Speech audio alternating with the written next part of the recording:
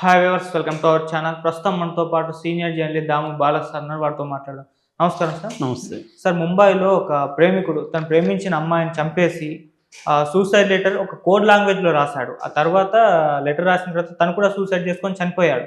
అసలు మరి ఆ కోడ్ లాంగ్వేజ్‌ని పోలీసులు ఛేదించారా? అసలు అందులో ఏముంది? వీళ్ళ డీటెయిల్స్ ఏంటి sir? It is very very interesting అనిపించింది. నాకొక సైకలాజికల్ థ్రిల్లర్ ఒక అటువంటి సినిమా క్రైమ్ థ్రిల్లర్ చూస్తున్నట్టుగా అనిపించింది ఈ స్టోరీ విన్నప్పుడు. ఓకే. అట్లాగే దీంట్లో ఒక ప్యాథటిక్ ఎలిమెంట్ కూడా ఉంది. ఒక సాడ్ లవ్ స్టోరీగా కూడా మనం చెప్పుకోవచ్చు ఇది. సరే, ముందు జరిగింది ఏంటో చెప్తాను నేను. డిసెంబర్ 12వ తేదీ నవీ ముంబై అంటారు, కొత్త ముంబై. ఆ నవీ ముంబై పోలీసులకి ఒక మిస్సింగ్ కంప్లైంట్ వచ్చింది. అంటే వాళ్ళ అమ్మాయి వైష్ణవి బాబర్ అనే 19 ఏళ్ల అమ్మాయి మిస్ అయిందని ఒక కంప్లైంట్ వచ్చింది. వాళ్ళు సహజంగా మిస్ అయిందని వచ్చినప్పుడు ఆ ఫోటో తీసుకొని అమ్మాయి ఫోను చెక్ చేయడం ఇవన్నీ చేస్తారు. అమ్మాయి ఫోన్ స్విచ్ ఆఫ్ వస్తుంది. అది ఎక్కడుంది అనేది కూడా తెలియట్లేదు. సో వెతకడం మొదలుపెట్టారు. ఈ లోపల వాళ్ళకి అదే రోజు సన్పద రైల్వే స్టేషన్ ట్రాక్ల మీద ఒక డెడ్ బాడీ దొరికింది, ఒక అబ్బాయిది. ఆ అబ్బాయి పేరు వైభవ్ బురంగలి. ఈ అమ్మాయి పేరు వైష్ణవి, ఆ అబ్బాయి పేరు వైభవ్. ఈ వైభవ్ బురంగలి దొరికినప్పుడు అబ్బాయి ఎందుకు ఆత్మహత్య చేసుకున్నాడని ఆ అబ్బాయి ఫోన్ చూసినప్పుడు ఆ ఫోన్లో ఒక లెటర్ రాసి దాన్ని స్కాన్ చేసుకొని ఫోన్లో పెట్టుకున్నాడు. ఆ ఫోన్లో ఏముందంటే, నేను నా గర్ల్ ఫ్రెండ్ వైష్ణవిని చంపేశాను, పలానా దగ్గర పూడ్చిపెట్టాను అని. పలానా దగ్గర అంటే ప్లేస్ రాయాల, ఒక దగ్గర పూడ్చిపెట్టాను అని చెప్పి అబ్బాయి L01-501 అనేది రాసి పెట్టాడు కోడ్. సో తర్వాత దాంట్లో ఇంకోటి కూడా ఏముందంటే, నేను నా గర్ల్ ఫ్రెండ్ నాకు దూరమైంది, నేను ఆ అమ్మాయిని విడిచి ఉండలేకపోతున్నాను, సో నెక్స్ట్ లైఫ్లో మీ ఇద్దరం కలుస్తామని నేను నమ్ముతున్నాను అనేది రాశాడు. సో వీళ్ళు ఇప్పుడు ఆ కోడ్ ఏంది అనేది తెలియదు. దాంతో ఈ Navi Mumbai commissioner of police Milind ఒక డీసీపీ ఆధ్వర్యంలో స్పెషల్ టాస్క్ ఫోర్స్ని నియమించాడు దీని మీద. ఈ రెండు హత్యలకు ఒక హత్య, ఒక ఆత్మహత్య సంబంధించి వివరాలను, ముఖ్యంగా డెడ్ బాడీని ఫైండ్ అవుట్ చేయాలి, అది టాస్క్ అనమాట. వీళ్ళు దీని మీద అసలు ఈ కోడ్ ఏందనేది గూగుల్లో సెర్చ్ చేశారు. కనిపించిన వాళ్ళందరిని అడిగారు. కొంతమంది కోడ్ ఎక్స్పర్ట్లు ఉంటారు, డీకోడ్ చేసేవాళ్ళు పోలీస్ డిపార్ట్మెంట్లో, వాళ్ళకి ఇచ్చారు. ఎవరు కూడా కనిపెట్టలేకపోయారు. ఫైనల్గా వీళ్ళు ఏం చేశారంటే, పాత కొన్ని మెథడ్స్ ఉంటాయి కదా, అదేంటంటే వీళ్ళ కాల్ రికార్డ్స్ పరిశీలించారు. ఈ కాల్ రికార్డ్స్లో వీళ్ళ ఫోన్స్ చివరిగా ఎక్కడ ఉన్నాయనేది టవర్ అంటాం, టవర్ పరిశీలించారు. అవన్నీ చూసినప్పుడు వీళ్ళు కర్గార్ హిల్స్ అనే ప్రాంతంలో వీళ్ళు చివరిగా ఉన్నట్టుగా తెలిసింది. ఆ ఏరియాలో పోయి ఎతకడం మొదలుపెట్టాడు. అదంతా కూడా ఫారెస్ట్ ఏరియా అనమాట. సో అప్పుడు వీళ్ళకి ఏమి డౌట్ వచ్చిందంటే, వీళ్ళు ఫారెస్ట్ డిపార్ట్మెంట్ని అడుగుదామని చెప్పి ఫారెస్ట్ డిపార్ట్మెంట్ వాళ్ళకి ఈ కోడ్ చూపించారు. వాళ్ళు చూడగానే ఇది గుర్తుపట్టేశారు. ఇది వచ్చిందంటే ట్రీ సెన్సస్ రికార్డ్ నెంబర్ అనమాట. అంటే ట్రీస్కి లెక్కించడానికి ప్రతి ట్రీకి ఒక నెంబరింగ్ ఇస్తారు. ఆ నెంబర్ ఇది. అంటే పలాని ట్రీ ఆ నెంబర్ దగ్గర అమ్మాయి బాడీని వేసాననేది ఇతని ఉద్దేశం అనమాట. అది మరి అతను ఎందుకు అలా వేశాడు ఏంటి అనేది తెలియదు, కానీ మొత్తానికి అది చేశాడు. దాని తర్వాత అతను దాంట్లో ఆ లెటర్లో ఇంకోటి కూడా రాసింది ఏంటంటే, ఆ అమ్మాయిని ఒక జిప్ ట్యాగ్ అంటాం. మామూలుగా మనం ఏదన్నా బ్యాగ్స్ని ఫుల్అప్ చేసినాక దాని మీద జిప్ ట్యాగ్ వేస్తారు. మనకి ప్రతి స్టోర్, మనం డిపార్ట్మెంట్ స్టోర్లో, మాల్స్లోకి వెళ్ళి కొన్నప్పుడు కూడా అలా వేసిస్తుంటారు. ఆ జిప్ ట్యాగ్ని విప్పదీసి ఇతను దాంతో గొంతు, ఆ అమ్మాయిని స్ట్రాంగిలింగ్ అంటారు, అంటే గొంతును బిగించి దాంతో చంపాడు అనమాట. అక్కడ చంపేసి అక్కడ ఆ పొదల్లో వేసేసి ఆ నెంబరు నోట్ చేసుకొని, చెట్టు నెంబరు. అంటే ఈ అబ్బాయికి డైరెక్ట్గా అడ్రస్ అంతా తెలియదు కాబట్టి ఈ అబ్బాయి అవన్నీ ఊహించలే. అంటే పోలీసులు దీన్ని కనిపెట్టలేరు అవన్నీ అతనేకేం తెలియదు. అతనేమంటే పడేసిన గుర్తుగా పోలీసులు కనిపెట్టాలనే ఉద్దేశంతోనే ఆ నెంబర్ నోట్ చేసుకొని దాంట్లో నోట్ చేసుకున్నాడు. తర్వాత ఇంకోటి కూడా రాశాడు, నేను దీన్ని ఆ అమ్మాయిని చంపకముందు నాకు నేను టెస్ట్ చేసుకున్నాను.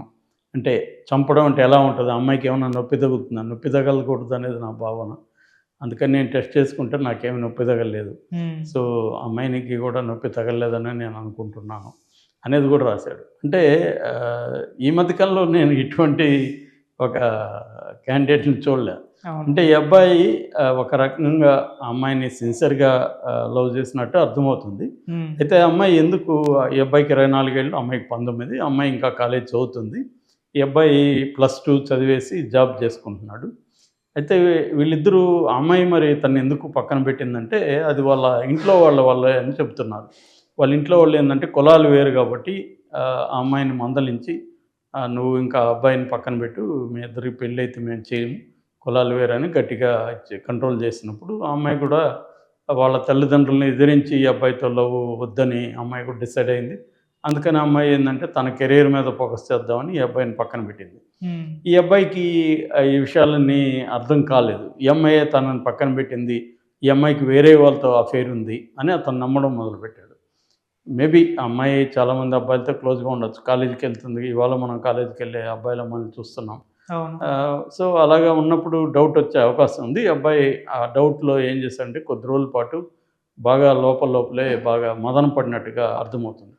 దాని నుంచి అబ్బాయి ఏంటంటే తను చనిపోవాలని డిసైడ్ అయ్యాడు, తను లేకుండా నేను బతకలేను అనేది డిసైడ్ అయ్యాడు ఒకటి.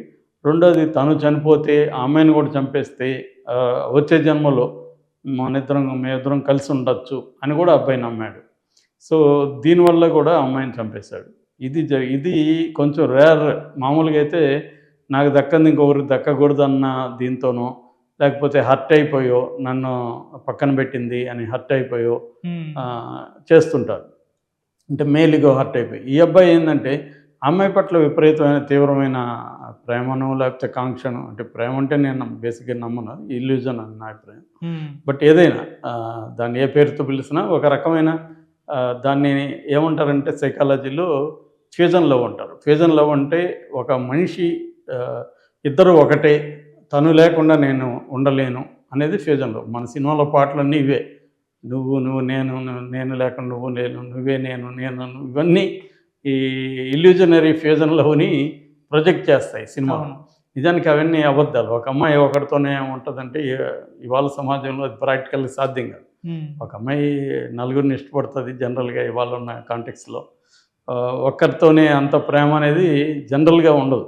ఎక్సెప్షన్ ఉండొచ్చు, కానీ రూల్ చెప్తున్నాను, ఎక్సెప్షన్ చెప్పట్లేదు. అట్లాగే ఈ అబ్బాయి ఆ సీరియస్ దీంట్లోకి వెళ్ళిపోయాడు. ఒక రకమైన నేరో దీంట్లోకి వెళ్ళిపోయి ఆ అమ్మాయి లేకుండా నేను బతకలేను అన్న ఒక మైండ్ సెట్లోకి ఈ అబ్బాయి వెళ్ళిపోయినట్టుగా మనం అర్థం చేసుకోవచ్చు. సో ఆ మైండ్ సెట్లోకి వెళ్ళిపోయినప్పుడు ఏమవుతుందంటే ఫ్యూజన్ లవ్లో చాలాసార్లు క్రైమ్ జరిగినప్పుడు ఇదే ఉంటుంది అనమాట. అదేంటంటే ఈ ఫ్యూజన్ లవ్లో ఏంటంటే ఎదుటి వ్యక్తి లేకుండా నేను బతకలేను అన్న దీనికి వెళ్ళిపోతారు వాళ్ళు మైండ్ సెట్కి. దాంట్లో ఉండిపోయినప్పుడు ఆ ఎదుటి వ్యక్తి తనని కానీ పక్కన పెట్టేసినప్పుడు దాన్ని తట్టుకోకుండా ఏం చేస్తారంటే వాళ్ళని చంపేయడం చేయడం చేస్తారు, లేదా తను చనిపోవడం చేస్తారు. అంటే ఇద్దరూ లేకుండా మేము బతకలేమనేది. దీంతోపాటు మేలిగో కూడా జనరల్గా యాడ్ అవుతుంది. కానీ ఈ అబ్బాయి దాంట్లో మేలిగో కంటే కూడా ఫ్యూజన్ లవ్ డామినేట్ చేసినట్టుగా మనం అర్థం చేసుకుంటాం. అంటే ఈ అబ్బాయి అమ్మాయిని చాలా సిన్సియర్గా ఏ స్థాయిలో లవ్ చేస్తున్నా అంటే చంపేటప్పుడు కూడా నొప్పి తగలకూడదు, నొప్పి తగలకుండా అమ్మాయిని చంపాలి. అందుకని తను టెస్ట్ చేసుకుని తనకేమి నొప్పి ఏమి అనిపించలేదు గొంతు వేసుకున్నప్పుడు, అందుకని ఆ అమ్మాయిని వేసుకొని తను నొప్పి అయినా పర్వాలేదని రైల్వే ట్రాక్ కింద తను ట్రాక్ల మీద పడి రైలు కింద పడి చనిపోయాడు. అంటే దాంట్లో కూడా వాక్యమే రాశాడు, మనం వచ్చే జన్మలో మనం కలుస్తాము అని రాశాడు. అంటే చాలామందికి ఏంటంటే ఈ నమ్మకాలు ఉంటాయి, పూర్వజన్మలో ఉంటాయి. సో పూర్వజన్మలో ఉన్నప్పుడు మళ్ళీ వచ్చే జన్మ ఉంటుంది, వచ్చే జన్మలో ఇప్పుడు కానీ ఇలా చేస్తే వచ్చే జన్మలో మళ్ళీ మనం లవర్స్గా ఉంటాము అని నమ్మేవాళ్ళు ఉంటారు. అమెరికా లాంటి దేశాల్లో కూడా ఇటువంటి నమ్మకాలతో సామూహికంగా కూడా ఆత్మహత్యలు చేసుకునే సంఘటనలు మనం అనేకం చూస్తాం. జనరల్గా మతపరమైన స్ట్రాంగ్ విశ్వాసాలు ఉన్నప్పుడు ఇలా ఉంటుంది. అయితే ఇప్పుడు కూడా ఏమైందంటే మనం ఈ మధ్యకాలంలో చూస్తున్నప్పుడు సమాజంలో అనేక మూఢనమ్మకాలు విపరీతంగా పేరుతున్నాయి. ఇందాకే ఒక ఫ్రెండ్ చెప్తున్నాడు, మీరు కానీ డబ్బు సంచులు రావాలి నాకని కానీ స్ట్రాంగ్గా కోరుకుంటే ఈ విశ్వాన్ని కోరుకుంటే ఆ విశ్వం కుట్ర చేసి నీకు డబ్బులు సంచులిస్తుంది అని మనీ మంత్ర అనే ఒక సంస్థ వాళ్ళు ఇలా ప్రచారం చేసి వాళ్ళ దగ్గర 6,000 ఎంతో వసూలు చేస్తున్నారు. సో వీళ్ళు దాన్ని గట్టిగా కోరుకుంటున్నారు. అంటే సమాజంలో ఏమైందంటే ఒక గ్రీడ్ని పెంపొందిస్తారు. అంటే డబ్బు సంపాదించడం అనేది జీవిత కర్తవ్యంలాగా ఒక గ్రీడ్ని పెంచడం. దానికోసం ఎలాగ డబ్బు సంపాదించాలని ప్రతి ఒక్కరికి కోరుకుంటుంది. దాన్ని ఎలా కోరిక నెరవేర్చుకోవాలో తెలియదు. ఎందుకంటే స్లో అండ్ స్టడీగానే డబ్బు వస్తుంది మన మామూలు ఎక్కువ మంది సమాజంలో. సడన్గా రాదు కదా. సో సడన్గా రావాలంటే ఏం చేయాలనేది ప్రతి ఒక్కరు ఆలోచిస్తారు. ఈ సడన్గా రావాలంటే ఏదో ఒక చిట్కా చెప్తే అది నమ్మే జనం ఎక్కువ అయిపోయారు. సో అలాగా మనకి రకరకాల నమ్మకాలని పెంచే అనేక వ్యవస్థలు సమాజంలో ఉంటాయి. అట్లాగే ఈ నవలలు కావచ్చు, పుస్తకాలు కావచ్చు, వెబ్ సిరీస్ కావచ్చు, సినిమాలు కావచ్చు, ఇవన్నీ ఏం చెప్తాయి? విడిపోని బంధం అన్నది ఇవన్నీ అదేం లేదు, ప్రేమ అనేది ఏం లేదు, ఇద్దరు నచ్చాం కలిసి ఉంటే సరిపోతుంది, ఎమోషనల్ కనెక్షన్ ఉంటే మంచిది అనేది చెప్తే పర్వాలేదు. కానీ దాన్ని మిస్టిఫై చేసి ప్రేమ అనే దాన్ని అదేదో ఒక అద్భుతమైన విషయంగా, అది లేకపోతే జీవితం లేదన్నట్టుగా మిస్టిఫై చేసి నిజంగా ప్రేమించిన వాళ్ళకి పెళ్ళిళ్ళు చేసినాక వాళ్ళకి తెక్క కుదురుతుంది అనేది ఒక సామెత ఉంటుంది. వీళ్ళకి సరైన శిక్ష పెళ్ళేరా, పెళ్ళైనాక ఇవన్నీ పోయి వాళ్ళకి రోజువారీ జీవితం, ఖర్చులు ఎంత, ఆదాయం ఎంత, సినిమాలకి పోవడానికి డబ్బు ఉందా లేదా, ఈ ప్రాక్టికల్ ప్రాబ్లమ్స్ వచ్చేస్తాయి. దాని తర్వాత నువ్వు ఎవరితో మాట్లాడుతున్నావు, వాడితో ఎందుకు పోతున్నావు అని వీడు, ఆ అమ్మాయితో నీకేం పని ఆ అమ్మాయి, ఇటువంటి డైలీ మండేన్ థింగ్స్ అంటారు. డైలీ థింగ్స్ డామినేట్ చేసేసి ప్రేమ అనేది ఎగిరిపోతుంది. ఎగిరిపోయి నిజంగా మిగిలేది, ఫైనల్గా మిగిలేది వాళ్ళిద్దరి మధ్య అండర్స్టాండింగ్, ఫ్రెండ్షిప్. అదే భార్యాభర్తల మధ్య చివరి వరకు ఎన్ని భార్యాభర్తలు కానీ ఎన్ని రిలేషన్షిప్లో మిగితే అదే పరస్పరం అర్థం చేసుకోవడం, కంపాటబిలిటీకి కొంత కాంప్రమైజ్ అవ్వడం, కొంత తమ సంబంధించిన ఇండివిజువల్ విషయాల్ని కొన్ని వదులుకోవడం, ఇవి ఇంపార్టెంట్. కానీ ఇవేవి ఈ ఏజ్ గ్రూప్లో ఏంటంటే వాళ్ళకి ఇంకా అవన్నీ తెలియదు. ఒక ఫ్యాంటసీ అంటారు, ఫాంటసీ, రియాలిటీ, ఈ రెండు ఉన్నప్పుడు ఫాంటసీలోకి జీవిస్తూ ఉంటారు. ఈ ఫాంటసీ బ్రేక్ అయినప్పుడు వాళ్ళు తట్టుకోలేరు. ఈ రియల్ అనేది క్రూయల్గా కనపడుతుంది. అందువల్ల ఈ అబ్బాయి కూడా మనం అలా చేసినట్టుగా మనం అర్థం చేసుకోవచ్చు. ఏదేమైనా ఈ అబ్బాయికి కానీ ముందుగా ఏదన్నా సైకలాజికల్ కౌన్సిలింగ్ కానీ ఏదైనా దొరుకుంటే కొంత ఇది జరిగేది కాదు. బట్ ఇది ఆ తల్లిదండ్రులు ఊహించలేరు కదా. వాళ్ళ పాయింట్ ఆఫ్ వ్యూలో చూస్తారు కులం కాబట్టి అని. వాళ్ళిద్దరు కానీ అదే తల్లిదండ్రులు ఈ అబ్బాయిని కూర్చోబెట్టి మాట్లాడి ఉంటే వాళ్ళకి కొంత అర్థమైండేది ఈ అబ్బాయి సీరియస్నెస్. సో వాళ్ళు ఏదో కొన్ని కండిషన్లు పెట్టి ఈ అమ్మాయి కూడా జాబ్, ఈ అమ్మాయికి ఇంకా 19 జాబ్ వచ్చి నాకు పెళ్లి చేసుకోండి అని చెప్పునుంటే ఏం కాదు. ఇక్కడ ఏంటంటే కులం కూడా ఈ విషయంలో ఫ్యాక్టర్. వాళ్ళకి ఇంకా వేరే అబ్జెక్షన్ ఏం లేదు. ఆ అమ్మాయికి కూడా తన పట్ల వేరే అబ్జెక్షన్ లేదు, ఫ్యామిలీకి కూడా వేరే అబ్జెక్షన్ లేదు. జస్ట్ కులం అనే ఒక పనికిమాలిన విషయాన్ని పట్టుకొని ఎన్ని జీవితాలు నాశనం అవుతున్నాయి అనేది మనం లేటెస్ట్ ఎగ్జాంపుల్గా దీన్ని చెప్పుకోవచ్చు. అవును sir. Okay, thank you so much. Thank you.